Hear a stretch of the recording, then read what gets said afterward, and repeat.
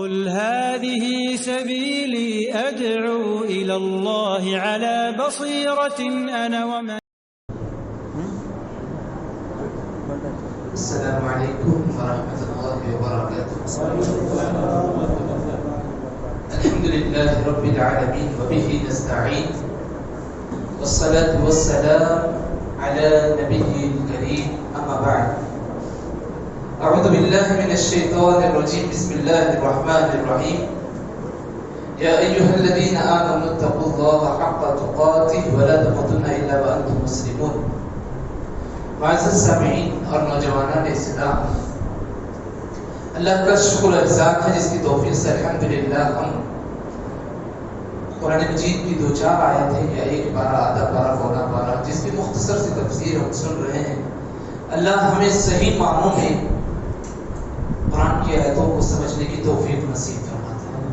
اللہ ہمیں سلف صالحین کے طریقے کے مطابق سمجھنے کی توفیق نصیب فرماتا ہے. آمین. معزز بھائی، جیسا کہ کل تقریباً سورہ بقرہ کی کچھ آیتیں کی تفسیر آپ نے سنی، اور آج اس سے جو ہے دوسرا پارہ جس کی ابتدائی آیتیں تحویل قبلہ یعنی قبلے کے بدلنے کے بارے میں. قبلے کا بدلنا، بھائیوں ایک بات یاد رکھو، جب پیارے نبی صلی اللہ علیہ وسلم مکے میں تھے اور اسی طریقے سے مدینے میں ہجرت کیے، اور اس سے پہلے یہود اور نصارہ اہل کتاب جسے کہتے ہیں وہ عبادت کرتے تھے بیت المقدس کی طرف اپنا چہرہ کر کے. یہاں اہل کتاب کی بات بھی آ گئی، مسلمانوں کی بات بھی آ گئی، پیارے نبی کی بعثت کے بعد کی بات بھی آ گئی، ہجرت کے بعد تک، تقریباً ہجرت کے بعد 17 یا 16 مہینے تک جو ہے بیت المقدس کی طرف رخ رہا. اچانک جو ہے اللہ کی جانب سے حکم نازل ہو کہ جو ہے قبلے کی تبدیلی کی جائے. اور یاد رکھو بھائی، یہ قبلے کی تبدیلی یہ اچانک کا حکم نہیں ہے. پیارے نبی صلی اللہ علیہ وسلم قبلے کی تحویل کے لیے باقاعدہ دعا کرتے تھے، یا اللہ ہمارا قبلہ ابراہیم علیہ السلام اور اسماعیل کی محنت سے جو بنا ہے تیرا گھر، وہ جانب کر دے. تو اللہ نے جو ہے یہ حکم نازل کر دیا. سارے مسلمانوں میں اچانک اعلان ہو گیا کہ قبلے کی تبدیلی کا حکم آ چکا ہے. عصر کی نماز پڑھ رہے تھے، بعض مقامات تک یہاں خبریں مدینے سے نکل کر کے پیغام پہنچتے تک ایک جماعت جو بیت المقدس کی طرف چہرہ کر کے نماز پڑھ رہی تھی، چلانے والے نے آواز دیا کہ پیارے نبی کا حکم ہوا ہے کہ اپنے قبلے کو بدل کر کے کعبۃ اللہ کی جانب کر دیا جائے. دوران نماز امام اور مصلیان سارے کے سارے قبلے کو تبدیل کیے. بھائیوں یہ کتنا آسان کام نہیں، آسان بات نہیں. حقیقت میں یہ ایمان کا امتحان ہے کہ ہم سالوں سے جس طریقے پر چلتے ہیں، اچانک اللہ اور اس کے رسول کا حکم آتے ہی اپنے خواہشات، اپنے ماں باپ کے طریقے، سارے طریقے کو چھوڑ کر کے اللہ اور اس کے رسول کی جانب مائل ہو جانا، یہ ایمان کی کامیابی کی نشانی ہے. یقین مانیے یہ امتحان صحابہ کے دوران زندگی میں بھی بہت بڑا امتحان تھا ان کے ایمان کا. اللہ کا شکر ہے کہ ہم ان کے طریقے پر چل کر کے اپنے آپ کو کامیاب محسوس کرتے ہیں. یہ تحویل قبلہ کا واقعہ تقریباً جو ہے 20 آیتیں کچھ ہیں. اس کے بعد اللہ نے بڑے پیار سے مومنین سے کہا فاذکرونی اذکرکم، تم مجھے یاد کرتے رہو، میرے ذکر کرتے رہو، واشکروا لی، میرے لیے شکر گزار بندے بن جاؤ. کفریہ کام مت کرو. زندگی میں پریشانیاں، آفتیں، مصیبتیں، بھوک پیاس، لاچاری سب چیزیں آئیں گی. تمہیں کرنا کیا ہے؟ یا ایھا الذین آمنوا استعینوا، ایمان والو اللہ سے مدد مانگو، اللہ سے مدد مانگو. اور اس مدد میں دو چیزوں کو شامل رکھو کہ اللہ نے کہا استعینوا بالصبر، کچھ دن، کچھ گھنٹے، کچھ مہینے صبر کر لو. استعینوا، اپنے ایمان کو مت بیچو، اللہ سے صبر کر لو، تھوڑے دن صبر کرو.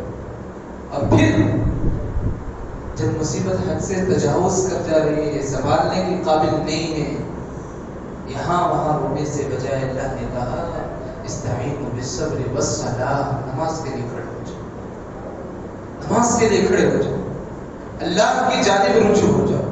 بھائیوں اس آیت کو پڑھتے وقت ہمیں ہمیشہ دو حدیثیں یاد رکھنی ہوگی کہ مومن کا معاملہ بڑا عجیب ہوتا ہے، جب کوئی بھی مصیبت آتی ہے صبر کر لیتا ہے، اور نعمتیں آتی ہیں تو شکر ادا کر لیتا ہے۔ تو ہمیں ان باتوں کا خاص خیال رکھنا ہے۔ اعوذ باللہ من الشیطان الرجیم، دو باتیں بولا، ایک بات کہہ دیا، دوسری بات ذہن سے نکل گئی، چلو انشاءاللہ پھر یاد آئی تو ذکر کر دیتا ہوں۔ نماز کے تعلق سے تھی وہ حدیث۔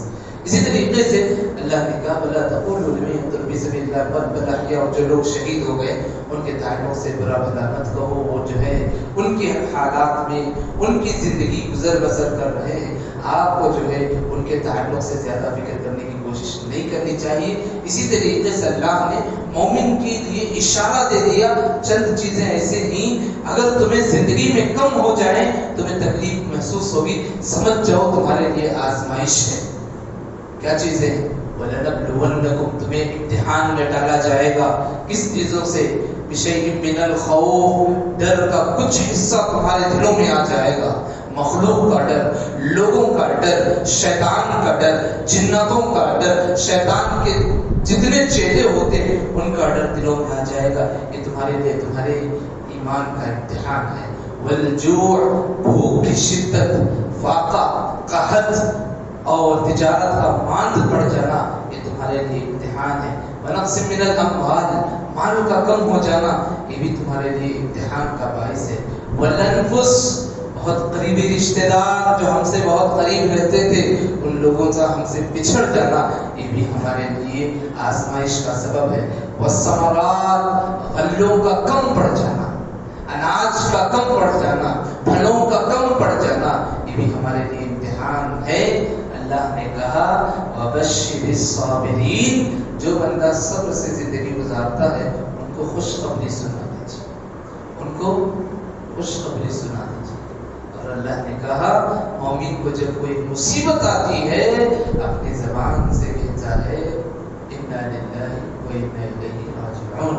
بھائیوں یہ دعا ہر مصیبت کے وقت پڑھنے کی ہے۔ صرف کوئی دنیا سے جاتا ہے تو ہم اسے کہتے ہیں اِنَّا لِلَّهِ وَإِنَّا إِلَيْهِ رَاجِعُونَ۔ نہیں بھائی، کوئی بھی مصیبت آ جائے، اپنا نفس برداشت نہیں کر رہا، دل کو تکلیف ہو رہی، کوئی بھی ہے، اللہ نے کہا اذا اصابتہم مصیبہ، کوئی بھی مصیبت آتی ہے، یہ نہیں کہا صرف کوئی مرتے ہیں تو، مومن کو کوئی بھی مصیبت آتی ہے اس کی زبان سے ناشکری والے کلمات، بیہودہ باتیں، اللہ کی ذات پر انگلیاں اٹھانے کے بجائے صبر سے کام لیتے ہوئے اپنی زبان سے کیا کہیں گے؟ اِنَّا لِلَّهِ وَإِنَّا إِلَيْهِ راجعون۔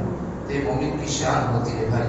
اسی طریقے سے اللہ نے کہا اگر تم زندگی میں حق کو چھپاتے ہو، زندگی گزار رہے ہو، دو چار لوگ ایسے غلط بھی ہیں، تمہیں صحیح طریقہ معلوم بھی ہے، تم حق کو چھپاتے ہو، تم مجرم ہو۔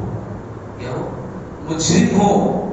اللہ اکبر، اس کا بہت بھیانک کلمہ اللہ نے استعمال کیے، اولئک یلعنہم اللہ، ایسے لوگ لعنتی ہیں، اللہ کی لعنت نازل ہوتی ہے ایسے لوگوں پر جو حق کو چھپا کر کے زندگی گزارتے ہیں۔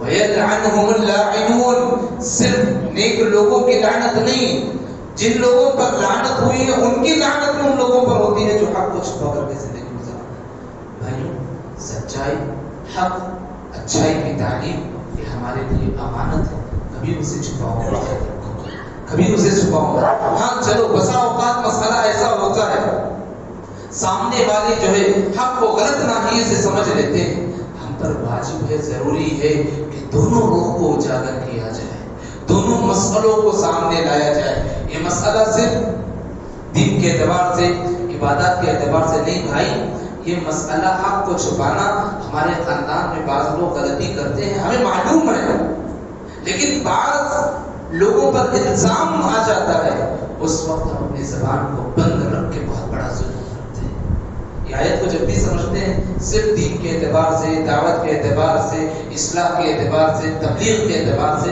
لیکن یہاں یہ آیت عام ہے کہ جو ہدایت ہے، جو واضح چیزیں ہیں، ان چیزوں کو چھپانے والا لعنتیوں میں سے ہے۔ اگر بندہ اب تک ہم غلطی کیے ہیں اللہ نے علاج بتا دیا، الا الذین تابوا، لعنتی سے ہمیں باہر نکلنا ہے، پہلے توبہ کر لینا ہے، واصلحوا، پھر اپنی اصلاح کر لینا ہے، وبینوا، پھر واضح کرنا ہے حق کیا ہے، جھوٹ نہیں ہے توبہ کرنے کے بعد بھی، وبینوا، واضح کرنا ہے جن حق کو ہم نے چھپایا تھا، اولئک اتوب علیہم وانا التواب الرحیم، اللہ کی ذات توبہ قبول کرنے والی ہے۔ تو یہ باتیں کبھی زندگی میں حق کو چھپانا نہیں چاہیے۔ اسی طریقے سے اللہ نے کہا ان الذین کفروا وماتوا وهم کفار، اگر کفریہ حالت میں کسی کی موت ہو جائے، ایمان والا تھا، آخری ایام میں کفریہ کام کر بیٹھا، اللہ نے کہا اولئک علیہم لعنت اللہ والملائکۃ والناس اجمعین، ایسے لوگوں پر اللہ کی بھی لعنت ہے، فرشتوں کی بھی لعنت ہے، زمین پہ جتنے لوگ ہیں سب کی لعنت ہے ویسے لوگوں پر۔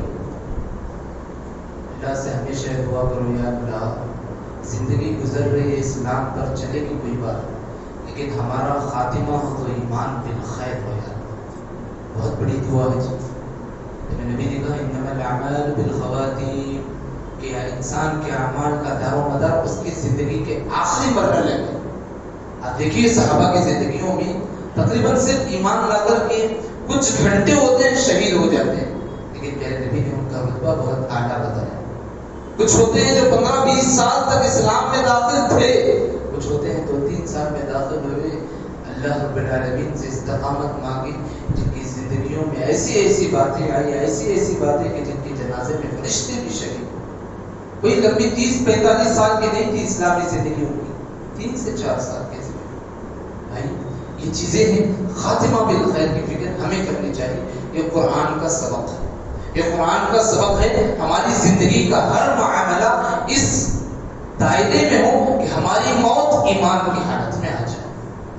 ایمان کس رب پر ہمارا ایمان ہو، اس رب پر اللہ نے کہا وَإِلَٰهُكُمْ إِلَٰهٌ وَاحِدٌ، ایک اللہ جو عبادت کے لائق ہے اس کی طرف، اور پھر اس کی صفت کیا ہو، وہ رحمان ہے، رحیم ہے، زمین و آسمان کو پیدا کرنے والا، دن کو، رات کو، کشتیوں کو، سمندروں کو، ہواؤں کو، سب کچھ چلانے والا ہے، ساری چیزیں اس میں، واختلاف اللیل والنہار والملک الذی، پوری باتیں ہیں، یہاں تک کہ زمین میں چوپائے پھیلانے والا کون ہے، اللہ ہے، وتصریف الریاح، ہواؤں کو چلانے والا کون ہے، وہ اللہ ہے، والسحاب المسخر، بادلوں کو مسخر کر کے رکھ دیا ہے، کس وقت کس مقام پر کتنے مقدار میں تمہیں برسنا ہے، وہ اللہ کی عبادت ہمیں آخر دم تک کرنا ہے۔ صرف آسمان کی باتیں نہیں، بین السماء والارض، زمین اور آسمان میں جتنی چیزیں ہیں سب پر وہ اللہ قادر ہے۔ والارض لآیات لقوم یعقلون، اگر عقل رکھنے والی قوم ہوتی تو یہ باتوں کو سمجھ لیتی۔ دیکھو بھائیوں، اگر یہ بات ہمیں ہضم نہیں ہو رہی تو فطور ہمارے عقلوں کا ہے، قرآن کی بات کا نہیں۔ اللہ نے کہا اگر یہ آیتیں ان کو سمجھ میں آ جاتی تو ہم یقین کر لیتے کہ یہ عقل مند قوم ہے۔ اگر باتیں ہضم نہیں ہو رہی اللہ کی قدرت کا تو ہمارے عقلوں میں فطور ہے۔ اسی طریقے سے اللہ نے اہل ایمان کے بارے میں کہا کہ اہل ایمان اللہ سے بڑے محبت کرنے والے ہوتے ہیں۔ مشرکین چاہتے ہیں جو اللہ کے علاوہ اللہ کو چھوڑ کر کے معبود بنا لیے، وہ چاہتے ہیں کہ ہم بھی جو ہے ویسی محبت کریں گے جیسے لوگ اللہ سے کرتے ہیں۔ اللہ نے کہا تمہاری محبت کچھ نہیں، والذین آمنوا اشد حبا للہ، حقیقت میں اللہ کو چاہنے والا اس کی محبت ہی بڑی شدت سے ہوتی ہے۔ اللہ ہمیں ویسی محبت نصیب فرما دے، اللہ کی محبت، اللہ کی معرفت نصیب فرما دے۔ اسی طریقے سے اس کے بعد اللہ نے مومنین کو آگاہ کیا شیطان تمہارے لیے ڈوب میں بیٹھا ہے، وہ ہر طریقے سے تمہیں گمراہ کرنے کی کوشش کرے گا۔ کہاں سے؟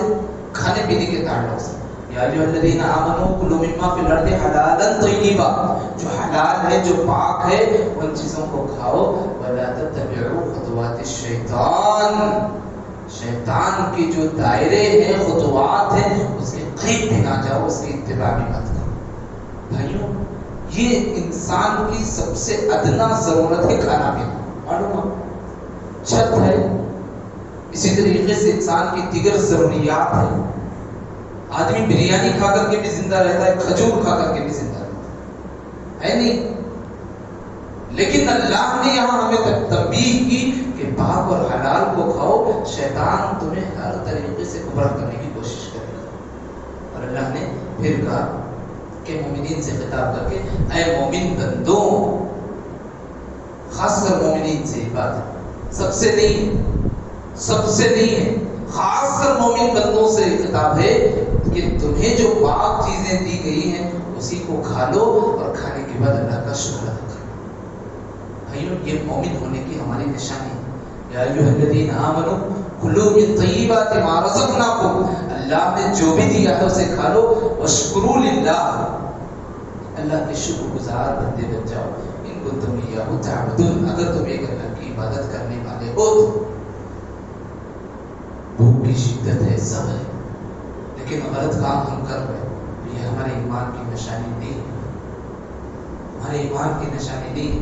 اللہ نے یہاں ایک ایک بات کہہ کر کیا کہ شیطان تمہیں فحش میں ڈالے گا، برائی میں ڈالے گا، حرام میں ڈالے گا، اسی طریقے سے برائیوں میں ہمیں لے کر چلا جائے گا. لیکن مومن وہ نہیں ہوتا جو اس کے راستے پر چلے جائے. مومن اللہ اور اس کے رسول کے راستے پر ہمیشہ قائم رہتا ہے. اس کے بعد اللہ نے 5 چیزوں کا ذکر کیا کہ میت جو مردہ جانور ہے اس کو ہرگز نہ کھاؤ، خون ہے اس کا استعمال نہ کرو، اور خنزیر کا گوشت ہے اس کا استعمال مت کرو، اور اللہ کے نام کے علاوہ کسی اور نام پر غیر اللہ پر ذبح ہو ویسی چیزوں کا استعمال مت کرو. یہ بات اللہ نے جو ہے صاف طور سے دی. آج کل کے مسائل جو نیا کرنٹ ایشوز ہر 6 مہینے پر مومنین پر، مسلمانوں پر ایک بہت بڑا دھماکہ آتا ہے. آج کے ماحول میں یہ بات آئی ہے کہ ہم جو ہے ذبح نہیں کر سکتے، ہمیں کاٹنا ہے جانور کو بے ہوش کر کے. یہ سارے مسائل ایشوز ہم واٹس ایپ میں، نیوز میں، ساری چیزوں میں دیکھ رہے ہیں. بھائیوں یاد رکھو، ہمیں یہاں یہ نہیں کہا گیا کہ جانور کو ذبح کرنے کے تفصیلات. ہمیں صرف یہ کہا گیا کہ جانور اگر اپنی موت مر گیا ہے اسے استعمال مت کرو، اسے استعمال مت کرو. مردے جانور کا استعمال ہمیں کرنا نہیں چاہیے، ٹھیک ہے. لیکن ہمارا جو استعمال آج ہو رہا ہے گوشت کا جو بھی ہم کر رہے ہیں، لیکن ہم دیکھ سمجھ کر کے لیں گے کہ باقاعدہ جو ہے جیسے پوچھ کر کے لیتے ہیں، کہیں جاتے ہیں حلال ہے، بسم اللہ کے نام سے ذبح ہوا ہے، یہ پوچھ کر کے ہم لیں گے، چاہے وہ آدمی ہمارا جان پہچان کا ہی کیوں نہ ہو. آج سمجھ میں آگے واضح، کیونکہ مسائل اور ہنگامہ، جیسے حجاب کا مسئلہ ہنگامہ ہوا ویسے مسئلہ بھی ہنگامی صورت اختیار کرے گا. لیکن مومنین کا طریقہ کیا ہے؟ راستوں میں مسئلے حل کرنا نہیں ہے، اپنے مسائل قرآن و حدیث کی سنت میں دھیرے دھیرے اپنی زندگی گزار کے جانا. تو اگر جانور مرا نہیں ہے، اس کے زندے پن میں اس کو ذبح کیا گیا ہے، تو لہٰذا اس جانور کا استعمال کر سکتے ہیں، جائز ہے، اس میں کوئی حرج نہیں. اور اس سلسلے میں میں ان سارے احباب کی مدد چاہتا ہوں کہ جو اس میدان میں ہیں، جو بارسوخ لوگ ہیں، جو کرتے ہیں یہ سب کام، جو میدان یا تبیدے میں رہتے ہیں، کام کرتے ہیں، وہ سارے لوگ کر سکتے ہیں آسانی سے. بسم اللہ کے نام سے، اللہ کے نام کے ساتھ ذبح کرنا، اس کی پابندی کر سکتے ہیں. اللہ ہم سب کو نیک ہدایت نصیب فرمائے. اسی طریقے سے مومنین سے کہا گیا نیکی کیا ہے؟ صرف مشرق کی طرف اور قبلے کی طرف چہرہ کر کے کھڑے ہو جانا نہیں ہے. نیکی یہ ہے کہ اللہ پر ایمان لاؤ، فرشتوں پر، کتابوں پر، نبیوں پر ایمان لاؤ، اور تمہارے رشتہ داروں کی مدد کرو، تمہارے رشتہ داروں کی مدد کرو، قریبی لوگوں کی مدد کرو، یتیموں کے ساتھ ہمدردی کرو، مسکینوں کی مدد کرو، مسافروں کی مدد کرو، اور مانگنے والوں کی مدد کرو، اور جو لوگ قیدی بنے ہوئے ہیں ان کی رہائی کی فکر کرو، اور نماز قائم کرو، زکات دو، وعدے کی پاسداری کرو، صبر سے کام لو، چاہے بھوک ہو، چاہے مشکلات ہو، چاہے کوئی آفت ہو. اولئک الذین صدقوا، یہ کام تم کرو گے، اللہ نے کہا یہ تمہارے لیے صدقہ ہے. صدقہ صرف جیب سے نکال کر کے دینے کا نام نہیں ہے. یہ سارے کام اگر کرتے ہیں، یہ سارے کام صدقے ہیں، اور یہ صدقے والے کام وہی لوگ کر سکتے ہیں. اللہ نے کہا وَأُولَئِكَ هُمُ الْمُتَّقُونَ، کہ لوگ جب اللہ سے صحیح معنوں میں ڈرو گے تب یہ کام تمہیں کرنے کی توفیق ہوگی. اللہ ہم سب کو ایسے کار خیر میں آگے بڑھنے کی توفیق نصیب فرما دے. آمین. اسی طریقے سے اس کے بعد قصاص کی باتیں آئی ہیں کہ جان کے بدلے میں جان، لڑکی کے بدلے میں لڑکی، وہ غلام کے بدلے میں غلام، یہ جو قصاص کے سارے احکامات آئے ہوئے ہیں، اللہ نے کہا یہ قصاص تمہارے لیے ظلم نہیں ہے، تمہارے لیے صحیح زندگی گزارنے کی بات ہے۔ رہی بات قصاص کے سلسلے میں، ہم جن ماحول میں رہتے ہیں ہم متشدد نہیں ہونا کہ ہم قصاص کے متعلق کھڑے ہو جائیں گے۔ ہم جس گورنمنٹ میں زندگی گزارتے ہیں پوری باتیں تو نہیں، یاد رکھو بھائیوں، لیکن مخالفت ہم زیادہ نہیں کریں گے، مخالفت ہم زیادہ نہیں کریں گے۔ یہ قرآن کی باتیں ہیں، اسلامی مملکت، اسلامی ماحول، اسلامی حکومت، اسلامی سوسائٹی کے لیے یہ سارے پیغامات ہیں، ان پر ہمیں ساروں کا علم ہونا بہت ضروری ہے۔ ہمیں پہلے علم حاصل کرنا ہے ان ساری چیزوں، تقریباً جو ہے میں کہتا ہوں تو 2.5 صفحہ، آدھا صفحہ، پونا صفحہ قریب یہی قصاص کے سارے مسائل ہیں۔ اس کے بعد اللہ نے روزوں کے بارے میں کہا، مومنین بندوں تم پر روزے فرض ہوئے ہیں جیسے اس سے پہلے لوگوں پر فرض ہوئے تھے۔ تو مریض ہو، مسافر ہو، تمہیں رخصت دی جائے گی، رخصت ہے، چھوٹ نہیں ہے، رخصت ہے۔ پھر اس کے بعد جو ہے رمضان کے فضائل پر کہ رمضان کا مہینہ جو ہے، جس رمضان میں جو ہے قرآن مجید کا نازل ہوا، ہدایت نازل ہوا، فرقان نازل ہوا، اور تم اس مہینے کو پالو، روزہ رکھو، اللہ کا حکم ہے، روزہ رکھو، اللہ کا حکم ہے۔ اور اس کے بعد اللہ نے کہا کہ تم اللہ سے مانگو، اللہ جو ہے تمہیں وہ ساری چیزیں دے گا۔ اور روزوں کے مسائل میں ذکر ہوا ہے کہ روزہ رکھ کر کے تم بیکار باتوں میں مت جاؤ، فحش کے قریب مت جاؤ، لغو و لعب میں مت جاؤ، یہاں تک کہ تم جو ہے میرے نبی کے طریقے کے مطابق جو ہے روزے کے اہتمام کی پابندی کر لو۔ یہ سارے مسائل، چھوٹے چھوٹے مسائل آئے ہوئے روزے کے۔ اس کے بعد اللہ نے خاص طور پر کہا ناحق کسی کا مال نہ ہڑپو، کسی کا مال ناحق ظلم کر کے کسی کا مال نہ لو، کیونکہ حشر کے دن کھڑے ہو کر کے ان ساروں کا مال ہمیں واپس کرنا ہے۔ اس کے بعد اللہ نے حج کے متعلق کچھ باتیں بتائی، حج اور عمرے کے آداب ہیں، اسی بارے میں سیقول میں تقریباً آیت نمبر 190 پر 6 سے 203 تک جو ہے حج اور عمرے کے ساری تعلیمات کہ حج میں جاؤ تو تم رفث یعنی بیکار باتوں میں نہ رہو، فسق میں نہ رہو، جنگ کی باتیں نہ کرو، اور اسی طریقے سے تم اپنی زندگی امن کے ساتھ گزارنے کی فکر کرو۔ یہ ساری باتیں تقریباً آدھے پارے تک آ گئی ہیں۔ اس کے بعد مومنین کو اللہ نے بہت اچھا پیغام دیا، یا ایھا الذین آمنو، اے وہ لوگ جو ایمان لے کر کے آ گئے، مشرکین سے نہیں، منافقین سے نہیں۔ اللہ نے کہا مومنین تمہارے لیے پیغام کیا ہے، ادخلوا فی السلم کافہ، مکمل اسلام میں داخل ہو جاؤ۔ یہ بہت بڑا پیغام ہے جی اللہ کا، مومنین سے کہ مکمل اسلام میں داخل ہو جائے۔ یہ آیت ہمارے لیے بہت ضروری ہے کہ ہم ہمارے ایمان، ہمارے اسلامی طریقے میں بہت فرق آ گیا ہے۔ اللہ نے کہا وَلَا تَتَّبِعُوا خُطُوَاتِ الشَّيْطَانِ، شیطان کے جو خطوات ہیں اس کے طریقے پر مت چلو۔ مسلمان ہو، مومن ہو، اللہ ان سے کہہ رہا ہے ادخلوا فی السلم کافہ، مکمل اسلام میں داخل ہو جاؤ۔ اور اسی طریقے سے دنیا کی بے ثباتی کی دنیا آج رہے گی کل ختم ہو جائے گی، یہ ساری چیزیں بیان کی ہیں۔ اس کے بعد قرآن مجید نے بعض سوالات اور اس کے جوابات بتائے، جیسے کہ شراب ہے، شراب کے بارے میں مشرکین نے سوال کیا، جوئے کے بارے میں مشرکین نے سوال کیا۔ اللہ نے کہا قل فیہما اسم کبیر ومنافع للناس واثمہما اکبر من نفعہما، کہ یہ دو چیزیں، شراب بھی، جوا بھی، یہ دونوں چیزیں لوگوں کے لیے، سماج کے لیے نقصان دینے والی چیزیں،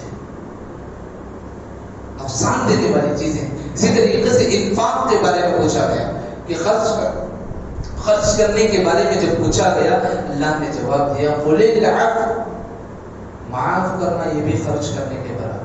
بہت بہترین جوابات ہے جی، معاف کرنا یہ بھی خرچ کرنے کے برابر ہے۔ اس کے بعد جو ہے سوال کیا گیا یتیموں کے تعلق سے کہ یتیم کیا ہے، اور ان کے تعلق سے کہا گیا وہ تو تمہارے بھائی ہیں جی۔ دیکھو بھائی ہمارے معاشرے میں دیکھو جو بات زمانے جاہلیت میں تھی آج وہ دوڑ کر کے واپس آ گئی، یتیم اور بیوہ کو بہت حقیر نگاہوں سے دیکھنا۔ یہ دو دھبوں کو، یتیموں اور بیواؤں کو حقیر نگاہوں سے دیکھنا، یہ بہت بھیانک چیز ہے جو ہمارے معاشرے میں آ گئی۔ یتیموں کے تعلق سے پوچھا گیا کہ یتیموں کے بارے میں پوچھا گیا تو اللہ نے کہا وہ تمہارے بھائی ہیں۔ اس کے بعد مسلمانوں کے مردوں سے، شوہروں سے تعلیم دی گئی کہ ایام حیض میں اپنی بیوی کے قریب مت جاؤ، جب تک وہ پاکیزہ نہیں ہو جاتی تم ان کے قریب مت جاؤ۔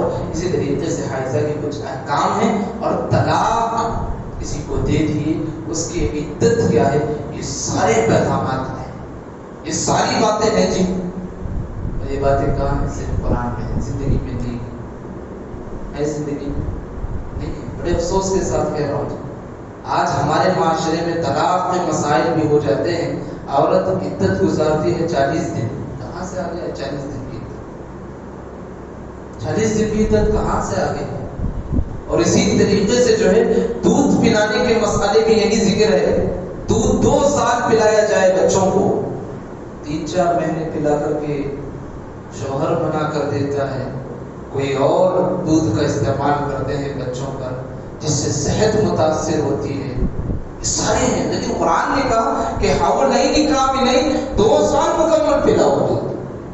ہاں چلو مسئلہ جو ہے حاملہ کا آ گیا، 6 مہینے 7 مہینے 8 مہینے کچھ ہوئے، پھر حاملہ اگر ہو گئی، ایسے سلسلے میں اس کے احکامات کچھ بدل جاتے ہیں۔ اور اس کے بعد اللہ نے جو ہے دودھ چھڑانے کے تعلق سے شوہروں کو تعلیم دی کہ تم اپنی بیویوں سے مشورہ کرو، بیویوں کو تعلیم دی اپنے شوہر سے مشورہ کرو کہ میں دودھ چھڑا رہی ہوں۔ قرآن میں ذکر ہے جی ساری باتیں، دودھ چھڑانے کے سلسلے میں مشورے کی تعلیم۔ پھر اس کے بعد اگر باپ وفات پا جائے، وارثین کو اللہ نے حکم دیا کہ تم لوگ وہ عورت اور وہ بچہ جو ہے اس کی کفالت کی ذمہ داری سنبھالو، وہ باپ کے برابر ہو تم لوگ۔ وہی باپ اگر مال چھوڑ کر کے جاتا، لوگ انتظار کرتے تھے، لیکن آج وہ مال چھوڑ کر نہیں گیا تو وہ بچے، یتیم بچے اور عورت کو بیکار چھوڑ دیں۔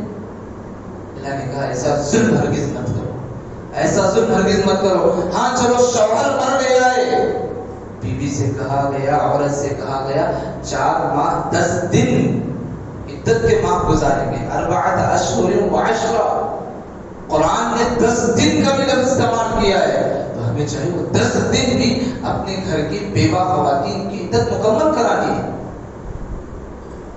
چلو کچھ مجبوری ہے، صحت خراب ہو گئی، کچھ ہو گیا، کچھ تب رخصت نہیں کرا سکتی ہے، نہیں آپ گھر میں چلانے والے کوئی نہیں ہے، پسند ہونے کے لیے 40 پر 2 دن میں بھیج دیں، کیا طریقہ ہے؟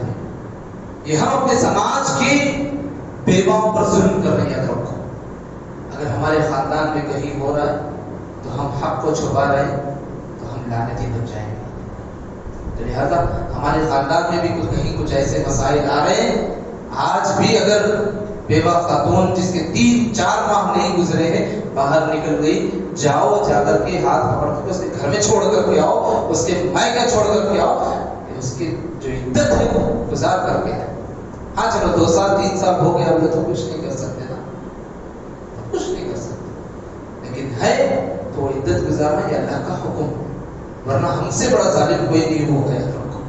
اس کے بعد اللہ نے جو ہے مومنین سے کہا کہ اگر تمہاری شادی ہو جائے، نکاح ہو جائے اور بیوی کو طلاق دیتی ہے، اور طلاق ایسی حالت میں دی دونوں جو ہے خلوت میں نہیں تھے، ملے نہیں، اب مہر دینی ہے لڑکی کو، تو اللہ نے کہا ایسی صورت میں مہر تم لے رہے واپس، آدھا مہر دے دو لڑکی کو، آدھا مہر دے دو، پورا چھوڑ دینا یہ تمہارے تقوی کی نشانی ہے۔ یہ سبب تو ہم بھول ہی گئے جی، مہر دیتے ہیں کہ تقریباً جنازے کے قریب خواتین کو کھڑا کر کے مہر معاف کرواتے ہیں۔ جو اب تک مہر نہیں دیے ہیں، بڑے ہی ادب سے میں درخواست کرتا ہوں کہ وہ اپنی بیویوں کا حق پہلے ادا کر دیں۔ یہاں اللہ بتا رہا ہے تم ملے نہیں ہو اپنی بیوی سے پھر بھی طلاق دے دیو، آدھا مہر اس کو دے دو۔ ہماری پوری شادی ہو جاتی ہے، سب ہو جاتا ہے، لیکن ہم مہر ادا ہی نہیں کرتے۔ بہت بڑے ظالم ہے جی اگر ہم یہ حرکتیں کرتے ہیں۔ اللہ ہم سب کو معاف فرما دے، اگر یہ ظلم کر رہے ہیں ہمارے خاندانوں سے برائیوں کو ختم فرما دے، اور اسی کے بعد متعلقہ جن پر جو ہے طلاق دے دی جاتی ہے اس خواتین کے بارے میں کہا گیا کہ ان کے ساتھ حقیر نگاہوں سے مت دیکھو ان کو، زندگی میں ایسے ایام آتے ہیں کسی کی زندگی میں کوئی بیوہ بن جاتی ہے، کوئی مطلقہ ہو جاتی ہے، اس سے انسانیت کا مقام نہیں گھٹتا ہے، انہیں حقیر مت سمجھو۔ اللہ نے کہا متاع بالمعروف حقا علی المتقین، بڑے بھاری بھاری الفاظ ہیں جو عربی کے، کذالک یبین اللہ لکم آیاتی لعلکم تعقلون، اگر تم عقل والے ہوتے یہ ساری باتوں کو سمجھ لیتے۔ اللہ نے کہہ دیا اگر تم عقل والے ہوتے اس ساری باتوں کو سمجھ لیتے۔ اللہ ہمیں کہنے سننے سے زیادہ عمل کی توفیق نصیب فرما دے، قرآن کے جو اسباب ہے ان اسباب کو جاننے کی ہمیں توفیق نصیب فرما دے۔ اللہ نے جو فرائض ہم پر نازل کیے ہیں، جو احکامات ہم پر نازل کیے ہیں، اس کو اپنی عملی زندگی میں داخل کرنے کی توفیق نصیب فرما دے۔ جو احکامات اللہ نے نازل کیے بقیہ انشاءاللہ ایک صفحہ کچھ بچا ہے، اس کے ساتھ انشاءاللہ دل کا رسول کر سن لیں گے۔ اللہ ہمیں کہنے سننے سے عمل کی توفیق نصیب فرما دے۔ اللہ ہمارے دلوں کو علم کے نور سے منور کر دے۔ اللہ ہمیں قرآن مجید کی آیتوں سے اپنی زندگی کو روشنی پھیلانے کی توفیق نصیب فرما دے۔ آمین یا رب العالمین۔ سبحانک اللہم و بحمدک، اشہد ان لا الہ الا انت، استغفرک و اتوب الیک۔